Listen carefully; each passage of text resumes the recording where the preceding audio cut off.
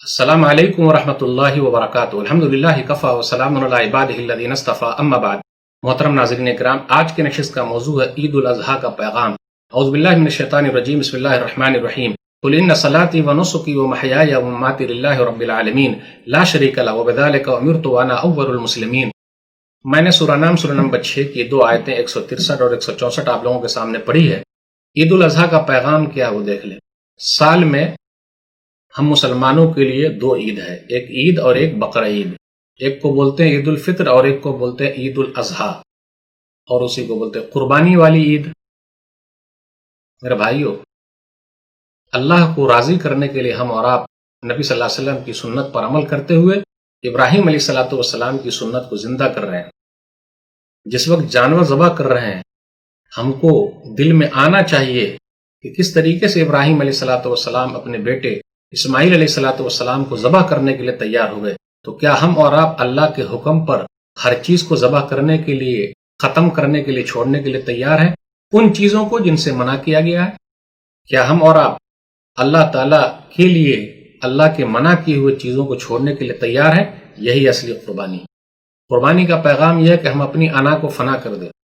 قربانی کا پیغام یہ ہے کہ گوشت ان لوگوں تک پہنچائیں جن کے گھر میں گوشت نہیں ہے، غیر مسلم بھائیوں کو بھی دیں، دینا جائز ہے، پیار محبت بڑھتا ہے۔ بہت سارے بھائی ایسے ہیں، دیکھ لیجئے سال بھر انہیں گوشت نصیب نہیں ہوتا، اور گوشت طاقت پیدا کرنے کا بہترین ذریعہ ہے اور حق حاصل ہے، تو گویا کہ قربانی کے اندر ہم ان کا بھی خیال رکھیں، ہم کھائیں، کھلائیں، فریج میں بھی رکھیں، کوئی حرج کی بات نہیں۔ اس لیے آپ کہہ دیجئے میری نماز، میری قربانی، میرا جینا، میرا مرنا رب العالمین کے لیے ہے، اس کا کوئی شریک نہیں۔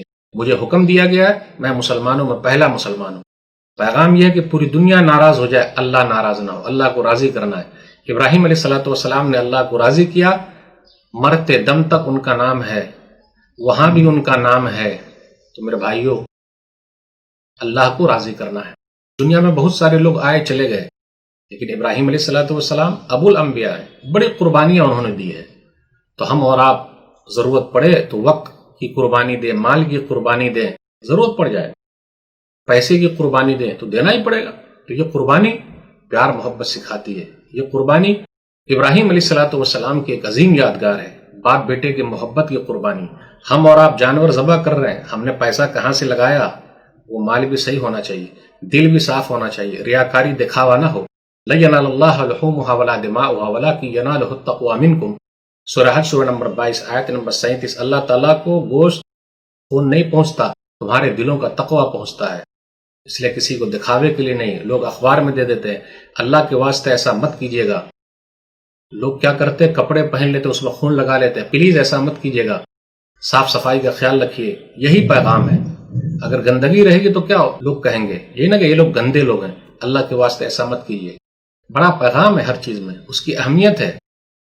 تو میرے بھائیو، ہمیں اور آپ کو اللہ کو راضی کرنے کے لیے کرنا ہے۔ اللہ ہم سب کو توفیق دے، آمین۔ والسلام علیکم ورحمۃ اللہ وبرکاتہ۔